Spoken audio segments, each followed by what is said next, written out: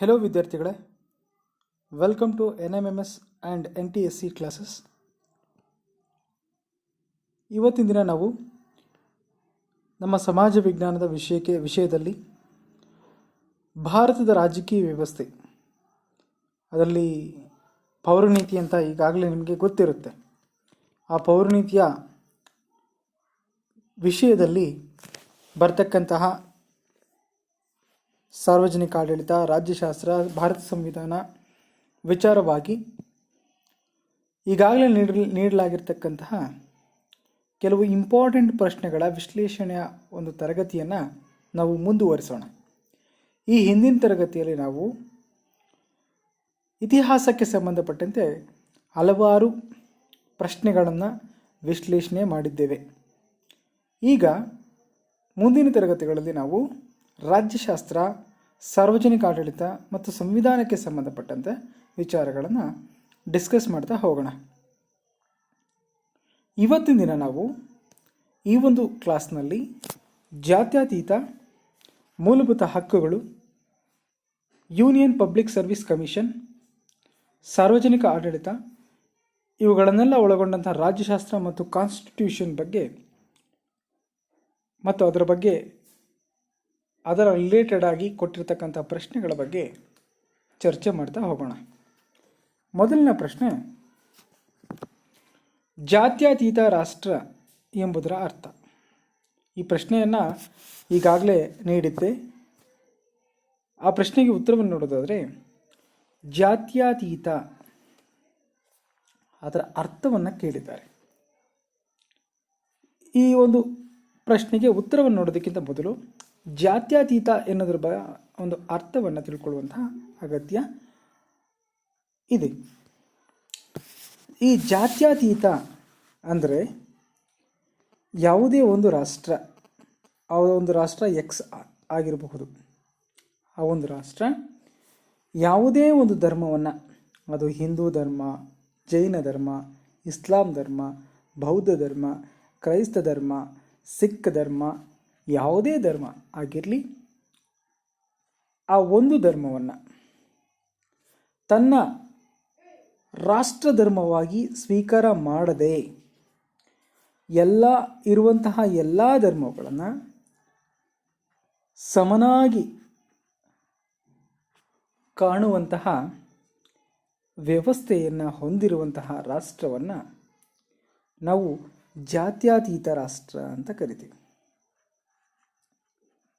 ಇನ್ನು ಈಸಿಯಾಗಿ ಹೇಳಬೇಕಾದ್ರೆ, ಯಾವುದೇ ಒಂದು ರಾಷ್ಟ್ರ ಯಾವುದೇ ಒಂದು ಧರ್ಮವನ್ನು ರಾಷ್ಟ್ರೀಯ ಧರ್ಮವನ್ನಾಗಿ ಘೋಷಿಸದೆ ಎಲ್ಲ ಧರ್ಮಗಳನ್ನು ಸಮಾನ ಮನೋಭಾವದಿಂದ ನೋಡ್ತಕ್ಕಂಥದ್ದನ್ನು ನಾವು ಜಾತ್ಯತೀತ ಎಂದು ಕರೀಬಹುದು. ಜಾತ್ಯತೀತ ಅನ್ನೋ ಪದ ಹೇಗೆ ಬಂತು?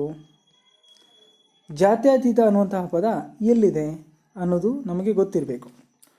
ಈ ಜಾತ್ಯತೀತ ಎನ್ನುವಂತಹ ಪದ ಭಾರತ ಸಂವಿಧಾನದ ಪೀಠಿಕೆಯಲ್ಲಿದೆ. ಎಲ್ಲಿದೆ? ಭಾರತ ಸಂವಿಧಾನದ ಪೀಠಿಕೆಯ ಭಾಗದಲ್ಲಿ ಇದೆ. ಆದರೆ ಒಂದು ಪಾಯಿಂಟ್ ಇಂಪಾರ್ಟೆಂಟ್ ಆಗಿ ನೀವು ಜ್ಞಾಪಕ ಇಟ್ಕೊಳ್ಬೇಕಾಗುತ್ತೆ. ಮೂಲ ಸಂವಿಧಾನ ಅಂದರೆ ಏನು, 1950 ಜನವರಿ 26 ಸಂವಿಧಾನ ಜಾರಿಗೆ ಬಂತು. ಆ ಸಂದರ್ಭದಲ್ಲಿ ಈ ಜಾತ್ಯತೀತ ಎನ್ನುವಂತಹ ಪದ ಸಂವಿಧಾನದಲ್ಲಿ ಇರಲಿಲ್ಲ. ತದನಂತರ 1976ರಲ್ಲಿ ಸಂವಿಧಾನಕ್ಕೆ 42ನೇ ತಿದ್ದುಪಡಿಯನ್ನು ಮಾಡೋದ್ರ ಮೂಲಕ ಭಾರತ ಸಂವಿಧಾನಕ್ಕೆ ಜಾತ್ಯತೀತ ಎನ್ನುವಂತಹ ಪದವನ್ನು ಇಂಟ್ರೊಡ್ಯೂಸ್ ಮಾಡಲಾಯಿತು. ಇನ್ನೊಂದು ವೆರಿ ಮೋಸ್ಟ್ ಇಂಪಾರ್ಟೆಂಟ್ ಆಗಿ ನೀವು ಜ್ಞಾಪಕ ಇಟ್ಕೊಳ್ಬೇಕು, 1976ರಲ್ಲಿ 42ನೇ ತಿದ್ದುಪಡಿ ಮೂಲಕ ಸಂವಿಧಾನದ ಪೀಠಿಕೆಗೆ 3 ಪದಗಳನ್ನು ಇಂಟ್ರೊಡ್ಯೂಸ್ ಮಾಡಲಾಯಿತು. 3 ಪದಗಳು. ಆ 3 ಪದದಲ್ಲಿ 1ನೇ ಪದ ಜಾತ್ಯತೀತ, 2ನೇದು ಸಮಾಜವಾದ ಅಥವಾ ಸೋಷಲಿಸ್ಟ್ ಅಂತ ಕರೀತೀವಿ, 3ನೇದು ಸಮಗ್ರತೆ ಅಂತ. ಇನ್ 1976 ನಲ್ಲಿ ಜಾತ್ಯತೀತ, ಸಮಾಜವಾದ ಹಾಗೂ ಸಮಗ್ರತೆ ಎನ್ನುವಂತಹ ಪದಗಳನ್ನು ಇಂಟ್ರಡ್ಯೂಸ್ ಮಾಡಲಾಯಿತು. ಹಾಗಾದರೆ ಪ್ರಶ್ನೆಗೆ ಬರೋಣ. ಪ್ರಶ್ನೆಯ ಮೊದಲನೇ ಆಪ್ಷನ್ ಕೊಟ್ಟಿದ್ದಾರೆ, ರಾಷ್ಟ್ರವು ಧರ್ಮವನ್ನು ಹೊಂದಿದೆ ಅಂತ. ನೋ, ನಮ್ಮ ದೇಶ ಯಾವುದೇ ಧರ್ಮವನ್ನು ರಾಷ್ಟ್ರ ಧರ್ಮವಾಗಿ ಮಾಡಿಕೊಂಡಿಲ್ಲ, ಅದಕ್ಕೋಸ್ಕರ ಈ ಆಪ್ಷನ್ ರಾಂಗ್ ಆಗುತ್ತೆ. ರಾಷ್ಟ್ರವು ಧರ್ಮನಿರಪೇಕ್ಷವಾಗಿದೆ, ಇದು ಕೂಡ ರಾಂಗ್ ಆಗುತ್ತೆ. ರಾಷ್ಟ್ರ ಧರ್ಮ ವಿರೋಧಿಯಾಗಿದೆ, ಯಾವುದೇ ಒಂದು ಧರ್ಮದ ವಿರೋಧಿ ಭಾರತ ಅಲ್ಲ. ಮತ್ತು ಧರ್ಮದ ವಿಷಯಗಳಲ್ಲಿ ರಾಷ್ಟ್ರವು ಸಮಾನ ಧೋರಣೆಯನ್ನು ಹೊಂದಿದೆ. ಹೌದು, ಯಾವುದೇ ಧರ್ಮ ಮೇಲೂ ಅಲ್ಲ, ಯಾವುದೇ ಧರ್ಮ ಕೆಳಗೂ ಅಲ್ಲ ಎನ್ನುವಂತಹ ಸಮಾನ ಮನೋಭಾವನೆಯನ್ನು ನಮ್ಮ ರಾಷ್ಟ್ರ ಹೊಂದಿದೆ. ಅದಕ್ಕೋಸ್ಕರ ನಮ್ಮ ರಾಷ್ಟ್ರವನ್ನು ಜಾತ್ಯತೀತ ರಾಷ್ಟ್ರ ಅಂತ ಪರಿಗಣನೆ ಮಾಡ್ತೀವಿ. ಎರಡನೇ ಪ್ರಶ್ನೆಗೆ ಹೋಗುವಂತಹ ಸಮಯ. ಎರಡನೇ ಪ್ರಶ್ನೆ ಹೇಳುತ್ತೆ, ಈ ಕೆಳಗಿನವುಗಳಲ್ಲಿ ಯಾವುದನ್ನು ಡಾಕ್ಟರ್ BR ಅಂಬೇಡ್ಕರ್ ಅವರು ಸಂವಿಧಾನ ಹೃದಯ, ಆತ್ಮ ಎಂದು ವಿವರಿಸಿದ್ದಾರೆ ಅಂತ ಪ್ರಶ್ನೆ ಕೇಳಲಾಗಿದೆ. ಸಂವಿಧಾನ ಮುಖ್ಯವಾಗಿ 24 ಭಾಗಗಳನ್ನು ಹೊಂದಿದೆ. ಈ 24 ಭಾಗಗಳಲ್ಲಿ ಮೂರನೇ ಭಾಗ ಯಾವುದು? ಮೂರನೇ ಭಾಗ ಮೂಲಭೂತ ಹಕ್ಕುಗಳ ಕುರಿತಾಗಿ ತಿಳಿಸ್ಕೊಡುತ್ತೆ. ಯಾವ ಭಾಗ? ಮೂರನೆಯ ಭಾಗ ಯಾವುದ್ರ ಬಗ್ಗೆ ತಿಳಿಸ್ಕೊಡುತ್ತೆ? ಮೂಲಭೂತ ಹಕ್ಕುಗಳು. ಯೋಚನೆ ಮಾಡಿ, ನಮ್ಮ ಸಂವಿಧಾನದಲ್ಲಿ ಎಷ್ಟು ಮೂಲಭೂತ ಹಕ್ಕುಗಳನ್ನು ಕೊಡಲಾಗಿದೆ ಅಂತ. ಎಸ್, ಸಂವಿಧಾನದಲ್ಲಿ 6 ಮೂಲಭೂತ ಹಕ್ಕುಗಳ ಬಗ್ಗೆ ವಿವರಿಸಲಾಗಿದೆ. ಇಲ್ಲಿ ಪ್ರಶ್ನೆ ಕೊಟ್ಟಿರೋ ರೀತಿ, ಇಲ್ಲಿ ಕೇವಲ ಹಕ್ಕುಗಳನ್ನು ಮಾತ್ರ ಕೊಟ್ಟಿದ್ದಾರೆ. ಹಾಗಾದರೆ ಭಾರತ ಸಂವಿಧಾನದಲ್ಲಿ ಹೃದಯ ಭಾಗ ಮತ್ತು ಆತ್ಮ ಅಂತ ಹೇಳ್ಬಿಟ್ಟು ಹಕ್ಕುಗಳಲ್ಲಿರುವಂತಹ ಯಾವ ಹಕ್ಕನ್ನು ಡಾಕ್ಟರ್ BR ಅಂಬೇಡ್ಕರ್ ಅವರು ಹೀಗೆ ಕರೆದಿದ್ದಾರೆ ಅನ್ನೋದು ವೆರಿ ಇಂಪಾರ್ಟೆಂಟ್. ಈ 6 ಮೂಲಭೂತ ಹಕ್ಕುಗಳಲ್ಲಿ ಸಮಾನತೆಯ ಹಕ್ಕು, ಸ್ವಾತಂತ್ರ್ಯದ ಹಕ್ಕು, ಶೋಷಣೆ ವಿರುದ್ಧ ಹಕ್ಕು, ಧಾರ್ಮಿಕ ಹಕ್ಕು, ಸಾಂಸ್ಕೃತಿಕ ಮತ್ತು ಶೈಕ್ಷಣಿಕ ಹಕ್ಕು ಹಾಗೂ ಸಂವಿಧಾನಬದ್ಧ ಪರಿಹಾರ ಹಕ್ಕು ಅಂತ ಇದೆ. ಈ ಸಂವಿಧಾನಬದ್ಧ ಪರಿಹಾರ ಹಕ್ಕು ಏನಿದೆ, ಈ ಸಂವಿಧಾನಬದ್ಧ ಪರಿಹಾರ ಹಕ್ಕು ಎನ್ನುವಂತಹ 6ನೇ ಹಕ್ಕು ಈ ಮೇಲ್ಭಾಗದಲ್ಲಿರ್ತಕ್ಕಂತಹ ಮಿಕ್ಕ 5 ಮೂಲಭೂತ ಹಕ್ಕುಗಳನ್ನು ರಕ್ಷಣೆ ಮಾಡುತ್ತೆ. ಅವುಗಳಿಗೆ ತೊಂದರೆ ಉಂಟಾದಾಗ, ಅವುಗಳು ಉಲ್ಲಂಘನೆಯಾಗದಂತೆ ಕೋರ್ಟ್ನ ಮೂಲಕ, ಏನು ಸರ್ವೋಚ್ಚ ನ್ಯಾಯಾಲಯ ಹಾಗೂ ಉಚ್ಚ ನ್ಯಾಯಾಲಯಗಳು ನಮ್ಮ ದೇಶದಲ್ಲಿ ಇವೆ, ಅವುಗಳ ಮೂಲಕ ಜನರಿಗೆ ರಿಟ್ ಆಜ್ಞೆಗಳನ್ನು ಹೊರಡಿಸುವುದರ ಮೂಲಕ, ಆಜ್ಞೆಗಳನ್ನು ಹೊರಡಿಸುವುದರ ಮೂಲಕ ಸಂವಿಧಾನಬದ್ಧ ಪರಿಹಾರ ಹಕ್ಕಿನ ಸಹಾಯದಿಂದ ಮೂಲಭೂತ ಹಕ್ಕುಗಳ ರಕ್ಷಣೆಯ ಹೊಣೆಯನ್ನು ಹೊತ್ತಿದೆ. ಅದಕ್ಕೋಸ್ಕರವಾಗಿ ಡಾಕ್ಟರ್ BR ಅಂಬೇಡ್ಕರ್ ಅವರು ಈ ಒಂದು ಸಂವಿಧಾನಬದ್ಧ ಪರಿಹಾರ ಹಕ್ಕನ್ನು ಭಾರತ ಸಂವಿಧಾನದ ಹೃದಯ ಮತ್ತು ಆತ್ಮ ಅಂತ ಹೇಳ್ಬಿಟ್ಟು ಅವರು ಪರಿಗಣಿಸಿದ್ದಾರೆ. ಇಲ್ಲಿ ನಾವು ಒಂದು ಇಂಪಾರ್ಟೆಂಟ್ ಮತ್ತೊಂದು ಅಂಶವನ್ನು ಜ್ಞಾಪಕ ಇಟ್ಕೊಳ್ಬೇಕು. ಅದಂದರೆ ಸಂವಿಧಾನ ಜಾರಿಗೆ ಬಂದಿದ್ದು ಯಾವಾಗ? 1950 ಜನವರಿ 26ನೇ ತಾರೀಕು. ಜನವರಿ 26ನೇ ತಾರೀಕು ಏನಂತ ಆಚರಣೆ ಮಾಡ್ತೀವಿ ನಾವೆಲ್ಲ? ಎಸ್, ನಿಮಗೆಲ್ಲ ಗೊತ್ತಿದೆ, ಗಣರಾಜ್ಯೋತ್ಸವ ಅಂತ ಆಚರಣೆ ಮಾಡೋದು ನಮಗೆ ಗೊತ್ತಿದೆ. ಗಣರಾಜ್ಯೋತ್ಸವ ಅಂತ ಆಚರಣೆ ಮಾಡ್ತೀವಿ. ಸಂವಿಧಾನ ಜಾರಿಗೆ ಬಂದಾಗ ಭಾರತ ಸಂವಿಧಾನದಲ್ಲಿ 6 ಮೂಲಭೂತ ಹಕ್ಕುಗಳು ಇರಲಿಲ್ಲ. ಇನ್ನೆಷ್ಟಿದ್ವು ಅಂತ ಪ್ರಶ್ನೆ ಬಂದಾಗ ಟೋಟಲ್ 7 ಮೂಲಭೂತ ಹಕ್ಕುಗಳು ಭಾರತ ಸಂವಿಧಾನದಲ್ಲಿ ಇತ್ತು. ಆದರೆ ಸಂವಿಧಾನಕ್ಕೆ 44ನೇ ತಿದ್ದುಪಡಿಯನ್ನು ಮಾಡೋದ್ರ ಮೂಲಕ 1978ರಲ್ಲಿ 7ನೇ ಮೂಲಭೂತ ಹಕ್ಕಾಗಿದ್ದಂತಹ ಆಸ್ತಿ ಹಕ್ಕನ್ನು ಏನು ಮಾಡಿದರು, ತೆಗೆದುಹಾಕಿ ಅದನ್ನು 300 ಸಬ್ ಎ ವಿಧಿಯಲ್ಲಿ ಏನು ಮಾಡಲಾಗ್ತದೆ, ಇನ್ಕ್ಲೂಡ್ ಮಾಡಿ ಅದೊಂದು ಶಾಸನಾತ್ಮಕ ಹಕ್ಕಾಗಿ ಅದನ್ನು ಪರಿಗಣನೆ ಮಾಡ್ತಾರೆ. ಹಾಗಾದರೆ ಈಗ ಆಸ್ತಿಯ ಹಕ್ಕು ಒಂದು ಮೂಲಭೂತ ಹಕ್ಕು ಅಲ್ಲ, ಅದೊಂದು ಶಾಸನಾತ್ಮಕ ಹಕ್ಕು ಅಂತ ಹೇಳಬಹುದು. ನೆಕ್ಸ್ಟು, ಎಷ್ಟು ಮೂಲಭೂತ ಹಕ್ಕುಗಳು ಈಗ ಸದ್ಯದ ಮಟ್ಟಿಗೆ ಸಂವಿಧಾನದಲ್ಲಿ ಇದೆ ಅಂತ ಪ್ರಶ್ನೆ ಬಂದಾಗ 6 ಮೂಲಭೂತ ಹಕ್ಕುಗಳು ಇವೆ. ಮೂಲ ಸಂವಿಧಾನದಲ್ಲಿ ಎಷ್ಟು ಇದ್ವು? 7 ಇದ್ವು. ಯಾವ ಸಂವಿಧಾನದ ತಿದ್ದುಪಡಿಯ ಮೂಲಕ ಆ ಒಂದು 7 ಮೂಲಭೂತ ಹಕ್ಕುಗಳನ್ನು 6 ಮೂಲಭೂತ ಹಕ್ಕುಗಳಿಗೆ ಆಯಿತು ಅಂತ ಕೇಳಿದಾಗ 44ನೇ ಸಂವಿಧಾನ ತಿದ್ದುಪಡಿ ಅಂತ ಜ್ಞಾಪಕ ಇಟ್ಕೊಂಡಿರಬೇಕಾಗುತ್ತೆ. ನೆಕ್ಸ್ಟ್ ಪ್ರಶ್ನೆಗೆ ಹೋಗೋಣ. ಕೇಂದ್ರ ಲೋಕಸೇವಾ ಆಯೋಗ ಅಥವಾ ಅದನ್ನು ಇಂಗ್ಲೀಷ್ನಲ್ಲಿ ಯೂನಿಯನ್ ಪಬ್ಲಿಕ್ ಸರ್ವಿಸ್ ಕಮಿಷನ್ ಅಂತ ಕರಿತೀವಿ. ಆಯೋಗದ ಯಾವುದೇ ಸದಸ್ಯರು ಅಥವಾ ಅಧ್ಯಕ್ಷರನ್ನು ದುರ್ನಡತೆಯ ಆಧಾರದ ಮೇಲೆ ವಜಾ ಮಾಡುವ ಅಧಿಕಾರ ಹೊಂದಿರುವವರು ಅಂತ ಹೇಳಿದೆ. ಯಾವುದರ ಆಧಾರದ ಮೇಲೆ? ದುರ್ನಡತೆಯ ಆಧಾರದ ಮೇಲೆ ಯಾರನ್ನು? ಸದಸ್ಯರನ್ನು ಮತ್ತು ಅಧ್ಯಕ್ಷರನ್ನು. ಯಾವ ಸದಸ್ಯರು ಮತ್ತು ಅಧ್ಯಕ್ಷರನ್ನು? ಕೇಂದ್ರ ಲೋಕಸೇವಾ ಆಯೋಗದ ಸದಸ್ಯರು ಮತ್ತು ಅಧ್ಯಕ್ಷರನ್ನು ಏನು ಮಾಡೋದು? ವಜಾ ಮಾಡ್ತಕ್ಕಂಥದ್ದು, ಅದು ಕೆಲಸದಿಂದ ತೆಗೆದುಹಾಕ್ತಕ್ಕಂತಹ ಅಧಿಕಾರ ಯಾರಿಗಿದೆ ಅನ್ನೋದು ವೆರಿ ಇಂಪಾರ್ಟೆಂಟ್. ಇಲ್ಲಿ ಆಪ್ಷನ್ಸ್: ಪ್ರಧಾನಮಂತ್ರಿಗಳು, ರಾಷ್ಟ್ರಪತಿಗಳು, ಕೇಂದ್ರ ಸರ್ಕಾರ, ಸಂಪುಟ ಕಾರ್ಯದರ್ಶಿಗಳು, ಸಂಸದೀಯ ವ್ಯವಹಾರ ಮಂತ್ರಿಗಳು ಅಂತ ಕೊಟ್ಟಿದ್ದಾರೆ. ಈ ಒಂದು ಪ್ರಶ್ನೆಗೆ ಉತ್ತರವನ್ನು ಕಂಡುಹಿಡೋದಕ್ಕಿಂತ ಮೊದಲು ನಾವು UPSC ಬಗ್ಗೆ ತಿಳ್ಕೊಳ್ಬೇಕು.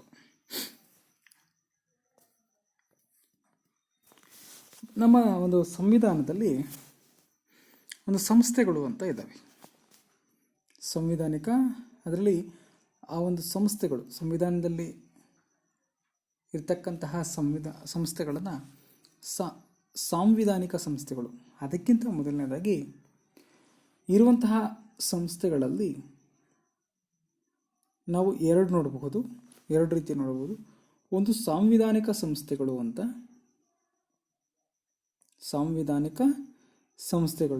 ಎರಡನೇದು ಶಾಸನಾತ್ಮಕ ಸಂಸ್ಥೆಗಳು ಅಂತ. ಶಾಸನಾತ್ಮಕ ಸಂಸ್ಥೆಗಳು ಸಂವಿಧಾನದಲ್ಲಿ ತಿಳಿಯಪಡಿಸಿರುವಂತಹ ಸಂಸ್ಥೆಗಳನ್ನು ಸಾಂವಿಧಾನಿಕ ಸಂಸ್ಥೆಗಳು ಅಂತಲೂ, ಕಾಲಾಂತರದಲ್ಲಿ ಕಾಲಕ್ಕೆ ಅನುಗುಣವಾಗಿ ಸಂಸತ್ತು ಸ್ಥಾಪನೆ ಮಾಡಿರ್ತಕ್ಕಂತಹ ಸಂಸ್ಥೆಗಳನ್ನು ಶಾಸನಾತ್ಮಕ ಸಂಸ್ಥೆಗಳು ಅಂತ ಕರಿತೀವಿ. ಈ ಸಾಂವಿಧಾನಿಕ ಸಂಸ್ಥೆಗಳು ಅಂತ ಬಂದಾಗ UPSC, ಅಥವಾ KPSC ಅಥವಾ PSCಗಳು ಅಂತ ಕರಿಬೋದು ನಾವು. PSCs ಅಂದರೆ ಪಬ್ಲಿಕ್ ಸರ್ವಿಸ್ ಕಮಿಷನ್, ರಾಜ್ಯಗಳ ಪಬ್ಲಿಕ್ ಸರ್ವಿಸ್ ಕಮಿಷನ್ಗಳು. ಮತ್ತು ಫೈನಾನ್ಸ್ ಕಮಿಷನ್ಗಳು, ಚುನಾವಣಾ ಆಯೋಗ. ಹೀಗೆ ಸಂವಿಧಾನದಲ್ಲಿ ಬರೆಯಲಾಗಿರುವಂತಹ ಸಂಸ್ಥೆಗಳನ್ನು ಸಾಂವಿಧಾನಿಕ ಸಂಸ್ಥೆಗಳು ಅಂತ ಕರಿತೀವಿ. ಶಾಸನಾತ್ಮಕ ಸಂಸ್ಥೆಗಳು ಅಂದರೆ ಸಂಸತ್ತು ಶಾಸನದ ಮೂಲಕ ಜಾರಿಗೆ ತಂದಿರುವಂತಹ ಸಂಸ್ಥೆಗಳು. ಅದರಲ್ಲಿ ಮಾನವ ಹಕ್ಕುಗಳ ಆಯೋಗ, ಮಾನವ ಹಕ್ಕುಗಳ ಆಯೋಗ ಆಗಿರಬಹುದು. ಈ ರೀತಿ ಮಹಿಳಾ ಆಯೋಗ ಅಂತ ನಾವು ಕಾಣ್ತಾ ಹೋಗ್ಬೋದು. ಮಾನವ ಹಕ್ಕುಗಳು, ಮಹಿಳಾ ಆಯೋಗ ಹೀಗೆ ಕಾಣಬಹುದು. ಈ ಒಂದು ಇದರಲ್ಲಿ UPSC ಅಥವಾ PSCಗಳು ಒಂದು ಶಾಸನಾತ್ಮಕ ಸಂಸ್ಥೆಗಳು ಅಲ್ಲ, ಸಾಂವಿಧಾನಿಕ ಸಂಸ್ಥೆಗಳು. ಅದಕ್ಕೆ ಸಂವಿಧಾನದ ರಕ್ಷಣೆ ಇರುತ್ತೆ. ಈ UPSC ಅನ್ನೋದು ರಾಷ್ಟ್ರ ಮಟ್ಟದಲ್ಲಿ ಇರ್ತಕ್ಕಂತಹ ಒಂದು ಪರೀಕ್ಷೆ ಮತ್ತು ವಿವಿಧ ಅತ್ಯುನ್ನತ ಹುದ್ದೆಗಳಿಗೆ ಸಂಬಂಧಪಟ್ಟಂತೆ ನೇಮಕಾತಿಗಳನ್ನು ಮಾಡಿಕೊಳ್ಳುವಂತಹ ಮತ್ತು ಪರೀಕ್ಷೆಗಳನ್ನು ನಡೆಸ್ತಕ್ಕಂತಹ ಕೆಲಸವನ್ನು ಮಾಡುತ್ತೆ. ಈ UPSC ಭಾರತ ಸಂವಿಧಾನದ 315ನೇ ವಿಧಿಯಲ್ಲಿ ತಿಳಿಸಲಾಗಿದೆ. ಈ ಪ್ರಶ್ನೆ ಕೂಡ ನಿಮಗೆ ಬರಬಹುದು. ಇದು ರಾಷ್ಟ್ರ ಮಟ್ಟದಲ್ಲಿ ನೇಮಕಾತಿಗಳನ್ನು ಮಾಡಿಕೊಂಡ್ರೆ ರಾಜ್ಯ ಮಟ್ಟದಲ್ಲೂ ಕೂಡ ಒಂದು ಪಬ್ಲಿಕ್ ಸರ್ವಿಸ್ ಕಮಿಷನ್ ಇದೆ, ಅದೇ PSCಗಳು ಅಂತ ಕರಿತೀವಿ. ನಮ್ಮ ಕರ್ನಾಟಕದಲ್ಲಿ KPSC ಅಂತ ಇದೆ, ಕರ್ನಾಟಕ ಪಬ್ಲಿಕ್ ಸರ್ವಿಸ್ ಕಮಿಷನ್ ಅಂತ, ಅದನ್ನೇ ಕನ್ನಡದಲ್ಲಿ ಕರ್ನಾಟಕ ಲೋಕಸೇವಾ ಆಯೋಗ ಅಂತ ಕರಿತೀವಿ. ಈ UPSC ಏನಿದೆ, ಆ UPSCಯಲ್ಲಿರ್ತಕ್ಕಂತಹ ಅಧ್ಯಕ್ಷರು ಮತ್ತು ಸದಸ್ಯರನ್ನು ಭಾರತದ ರಾಷ್ಟ್ರಪತಿಗಳು ಏನು ಮಾಡ್ತಾರೆ, ಆಯ್ಕೆ ಮಾಡ್ತಾರೆ ಅಥವಾ ನೇಮಕ ಮಾಡ್ತಾರೆ. ಈ ಒಂದು UPSCಯಲ್ಲಿ ಒಟ್ಟು ಒಬ್ಬರು ಅಧ್ಯಕ್ಷರು ಹಾಗೂ 10 ಸದಸ್ಯರನ್ನು ಒಳಗೊಂಡಿರ್ತಕ್ಕಂಥದ್ದು ನೋಡಬಹುದು. ಇವರ ಅಧಿಕಾರ ಅವಧಿ 6 ವರ್ಷ ಅಥವಾ 65 ವರ್ಷ. ಅಂದರೆ 65 ವರ್ಷದ ತನಕ ಅವರಿಗೆ 6 ವರ್ಷ ವಯಸ್ಸು ಇದ್ದರೆ ಅವರು ಸಂಪೂರ್ಣವಾಗಿ ತಮ್ಮ ಅವಧಿಯನ್ನು ಕಂಪ್ಲೀಟ್ ಮಾಡಬಹುದು ಅಂತ ಜ್ಞಾಪಕ ಇಟ್ಕೊಬೇಕು. ನೆಕ್ಸ್ಟು, ಇವರು ಅಕಸ್ಮಾತ್ ಏನಾದ್ರೂ ಅಧ್ಯಕ್ಷರು ಅಥವಾ ಸದಸ್ಯರು ಏನಾದರೂ ದುರ್ನಡತೆ ಏನಾದರೂ ಹೊಂದಿದರೆ ಅಥವಾ ಸಂವಿಧಾನವನ್ನು ಉಲ್ಲಂಘನೆ ಮಾಡಿದರೆ ಅವುಗಳ ಆಧಾರದ ಮೇಲೆ ರಾಷ್ಟ್ರಪತಿಗಳು ಏನು ಮಾಡ್ತಾರೆ, ರಾಷ್ಟ್ರಪತಿಗಳು ಇವರನ್ನು ಅಧಿಕಾರದಿಂದ ವಜಾ ಮಾಡುವಂತಹ ಅಧಿಕಾರವನ್ನು ಹೊಂದಿರ್ತದೆ.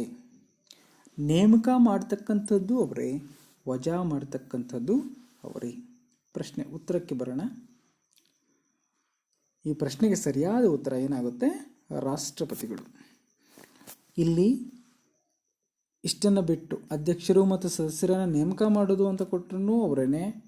ಈ ಪ್ರಶ್ನೆಗೆ ವಜಾ ಮಾಡತಕ್ಕಂತಹ ಪ್ರಶ್ನೆಯನ್ನು ಕೇಳಿದರೂ ಕೂಡ ಅದನ್ನೇ ಉತ್ತರವನ್ನು ಮಾಡಬಹುದು.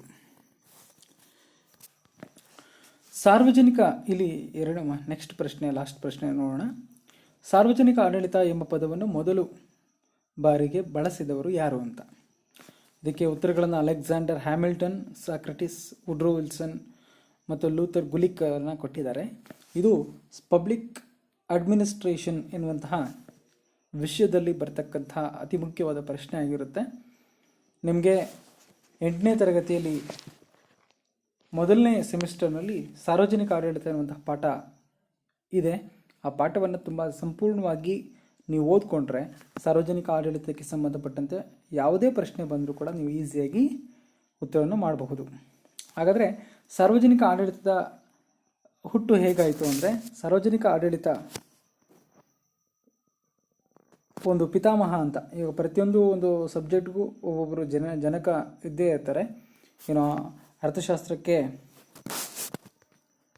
ಆಡಮ್ ಸ್ಮಿತ್ ಇರ್ತಾರೋ ಹಾಗೆ ರಾಜ್ಯಶಾಸ್ತ್ರಕ್ಕೆ ಅರಿಸ್ಟಾಟಲ್ ಹಾಗೂ ಈ ಒಂದು ಸಾರ್ವಜನಿಕ ಆಡಳಿತಕ್ಕೆ ವುಡ್ರೋ ವಿಲ್ಸನ್ ಅವರನ್ನು the father of public administration ಅಂತ ಕರಿತೀವಿ. ವುಡ್ರೋ ವಿಲ್ಸನ್ ಅವರನ್ನ ಸಾರ್ವಜನಿಕ ಆಡಳಿತದ ಪಿತಾಮಹ ಅಂತ ಕರಿತೀವಿ. ಅವರು ಅಮೇರಿಕಾದ ಮಾಜಿ ಅಧ್ಯಕ್ಷರಾಗಿದ್ದರು. ಈ ಸಾರ್ವಜನಿಕ ಆಡಳಿತ ಎನ್ನುವಂತಹ ಪದವನ್ನು ಮೊಟ್ಟ ಮೊದಲ ಬಾರಿಗೆ ಬಳಸಿದ್ದು 1812ರಲ್ಲಿ ಯಾರು ಅಂತ ನೋಡಿದಾಗ ಅಲೆಕ್ಸಾಂಡರ್ ಹ್ಯಾಮಿಲ್ಟನ್ ರವರನ್ನು ಕಾಣಬಹುದು. ಇದಕ್ಕೆ ಸರಿಯಾದ ಉತ್ತರ ಅಲೆಕ್ಸಾಂಡರ್ ಹ್ಯಾಮಿಲ್ಟನ್. ಈ ಸಾರ್ವಜನಿಕ ಆಡಳಿತ ಎನ್ನುವ ಪದದಲ್ಲಿ ಅತಿ ಮುಖ್ಯವಾದ ಪದ ಸಾರ್ವಜನಿಕ. ಸಾರ್ವಜನಿಕ ಎಂದರೆ ಸರ್ಕಾರ ಎಂದಾಗುತ್ತದೆ. ಸರ್ಕಾರ ಯಾರಿಂದ ರಚನೆ ಆಗಿರುತ್ತೆ? ಪ್ರಜಾಪ್ರಭುತ್ವ ವ್ಯವಸ್ಥೆಯಲ್ಲಿ ಜನರಿಂದ ರಚನೆ ಆಗುತ್ತೆ. ಹಾಗಾದರೆ ಸರ್ಕಾರ ಅಂದರೆ ಯಾರು? ಜನರು ನಡೆಸ್ತಕ್ಕಂತಹ ಆಡಳಿತವನ್ನು ಸಾರ್ವಜನಿಕ ಆಡಳಿತ ಅಂತ ಹೇಳ್ಬಿಟ್ಟು ನಾವು ಕರೀಬಹುದು. ಇಲ್ಲಿ 2 ಇಂಪಾರ್ಟೆಂಟ್, ಸಾರ್ವಜನಿಕ ಆಡಳಿತದ ಪಿತಾಮಹ ಯಾರು ಅಂತ ಮತ್ತು ಸಾರ್ವಜನಿಕ ಆಡಳಿತ ಎನ್ನುವಂಥ ಪದವನ್ನು ಮೊಟ್ಟ ಮೊದಲಿಗೆ ಬಳಸಿದವರು ಯಾರು ಅಂತ ಪ್ರಶ್ನೆ ನಿಮಗೆ ಬರಬಹುದಂತಹದ್ದು ಸಾಧ್ಯತೆಗಳು ಇರ್ತದೆ. ಇಷ್ಟು ಇವತ್ತಿನ ಒಂದು ಪ್ರಶ್ನೆಗಳ ವಿಶ್ಲೇಷಣೆ. ಈಗ ಅಭ್ಯಾಸ ಪ್ರಶ್ನೆಗೆ ಹೋಗೋಣ. ಇವತ್ತಿನ ಮೊದಲನೇ ಅಭ್ಯಾಸ ಪ್ರಶ್ನೆ ಅರ್ಥಶಾಸ್ತ್ರದ ವಿಭಾಗಕ್ಕೆ ಸಂಬಂಧಪಟ್ಟಂತಹ ಪ್ರಶ್ನೆಯನ್ನು ನಾವಿಲ್ಲಿ ತೆಗೆದುಕೊಂಡಿದ್ದೇವೆ. ರಾಷ್ಟ್ರೀಯ ಆದಾಯವನ್ನು ಇದರಿಂದ ಭಾಗಿಸಿದಾಗ ಅಥವಾ ಭಾಗಿಸಿದಾಗ ತಲಾದಾಯ ದೊರಕುವುದು. ಅದಕ್ಕೆ ಆಪ್ಷನ್ ದೇಶದ ಒಟ್ಟು ಜನಸಂಖ್ಯೆ, ಒಟ್ಟು ಕಾರ್ಯನಿರತ ಜನಸಂಖ್ಯೆ, ದೇಶದ ಒಟ್ಟು ಭೂಪ್ರದೇಶ, ಬಳಸಲಾದ ಬಂಡವಾಳದ ಪ್ರಮಾಣ ಅಂತ. ಎರಡನೇ ಪ್ರಶ್ನೆ, ಇದು ಕೂಡ ಎಕನಾಮಿಕ್ಸ್ ರಿಲೇಟೆಡೇ. ರಾಷ್ಟ್ರೀಯ ಆದಾಯಕ್ಕೆ ಅತಿ ದೊಡ್ಡ ಕೊಡುಗೆ ನೀಡುವ ವಲಯ ಪ್ರಾಥಮಿಕ ವಲಯ, ಸೇವಾ ವಲಯ, ದ್ವಿತೀಯ ವಲಯ ಮತ್ತು ಔದ್ಯೋಗಿಕ ವಲಯ. ಮುಂದಿನ ತರಗತಿಯಲ್ಲಿ ನಾವು ಈ ಒಂದು ಎರಡೂ ಪ್ರಶ್ನೆಗಳಿಗೆ ಡಿಸ್ಕಸ್ ಮಾಡೋಣ. ಅದಕ್ಕಿಂತ ಮೊದಲನೇದಾಗಿ ನೀವೇನು ಮಾಡಬೇಕು, ಕಾಮೆಂಟ್ ಸೆಕ್ಷನಲ್ಲಿ ಈ ಒಂದು ಎರಡೂ ಪ್ರಶ್ನೆಗಳಿಗೆ ಉತ್ತರವನ್ನು ಕಮೆಂಟ್ ಬಾಕ್ಸಲ್ಲಿ ಕಮೆಂಟ್ ಮಾಡಬೇಕಾಗುತ್ತೆ. ಅದ್ರ ಜೊತೆಗೆ ಇಲ್ಲಿ ಕಾಣಿಸ್ತಕ್ಕಂತಹ ಒಂದು ಸಬ್ಸ್ಕ್ರೈಬ್ ಬಟನನ್ನು ನೀವು ಪ್ರೆಸ್ ಮಾಡಿದಾಗ ಅದರ ಪಕ್ಕದಲ್ಲಿ ಒಂದು ಬೆಲ್ ಐಕಾನ್ ಬರುತ್ತೆ. ಆ ಒಂದು ಬೆಲ್ ಐಕಾನ್ನ ನೀವು ಕ್ಲಿಕ್ ಮಾಡಿದಾಗ ಈ ರೀತಿ ಕಾಣಿಸಿದಾಗ ಬೆಲ್ ಐಕಾನ್ ಮೇಲೆ ಕ್ಲಿಕ್ ಮಾಡಿ ಡೈಲಿ ನೋಟಿಫಿಕೇಷನ್ಗೋಸ್ಕರ ಈ ಒಂದು ಬೆಲ್ ಐಕಾನ್ ಮೇಲೆ ಕ್ಲಿಕ್ ಮಾಡಬೇಕಾಗುತ್ತೆ.